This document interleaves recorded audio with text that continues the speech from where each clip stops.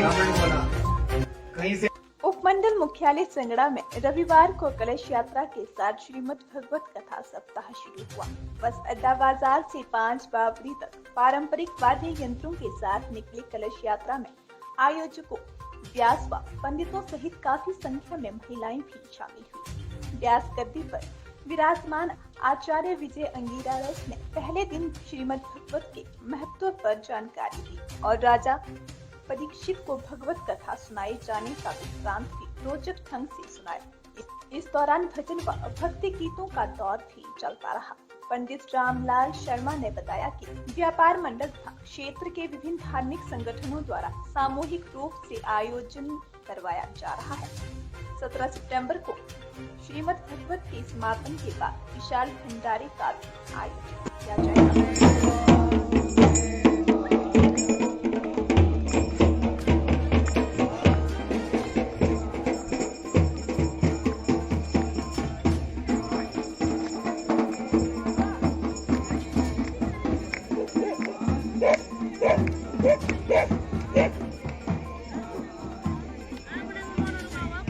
जन्म के लिए रो रहा है, लेकिन तेरे सातों जन्म में कोई बेटा संतान तुझे सुख प्राप्त नहीं होगा।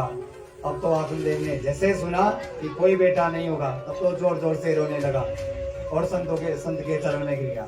महाराज जी, मैं तो इसी जन्म के लिए रो रहा था, आपने मेरा दुखड़ा तो 7 गुना बढ़ा दिया। अब दिया तो मैं यही प्राण त्याग दूंगा आपके चरणों में, या मुझे बेटा दीजिए, नहीं तो आपको मेरी ब्रह्म हत्या लगेगी। अब बाबा जी परेशान। मैं तो आया था इसका मार्गदर्शन करने के लिए, लेकिन मुझे क्या पता था ये बेटे के लिए रो रहा होगा, और खाम में पंगा ले लिया। अब ब्रह्म हत्या भी लग जाएंगी, अब तो कुछ ना कुछ इसका उद्धार करना ही होगा। इस प्रकार से जब कहा, फिर संत की धड़कन भी बड़ी तेज हो गई। उसके बाद सोच विचार कर संत ने कहा, सुनो, ऐसा ना करो। ब्राह्मण बोला, कहीं से दो महाराज जी, मुझे नहीं पता, इतना विश्वास है कि संत अगर कृपा कर दे तो। जहाँ पर गुरु मेहरबान तो चेला पहलवान, जहाँ पर कृपा राम की वही, तहाँ पर कृपा करे हर कोई। यदि आपकी संतों की गुरु की आपकी कृपा हो गई तो अवश्य मुझे बेटा प्राप्त होगा। इस प्रकार से कहा, संतों के वचन पर विधाता को भी विचार करना पड़ता है। संत चाहे जो विधाता के विधान को पलट दे।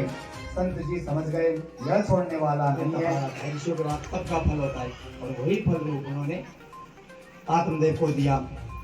तब कहते हैं, इदं भक्षय पत्न्या त्वं ततः पुत्रो भविष्यति। यह फल लेकर जाओ और अपनी धर्म पत्नी को खिला देना। मुझे विश्वास है कि प्रभु ने चाहा तो निश्चय ही उसको बेटा होगा। बस इतना सुनते ही ब्राह्मण खुशी के मारे उछल पड़ा, वाह महाराज जी, अब तो बेटा हो गया, आपकी कृपा हो गई। बस बस महाराज, बन गया काम, अब तो जल्दी बताइए। RD7 न्यूज़ के लिए सिरमौर से कपिल शर्मा की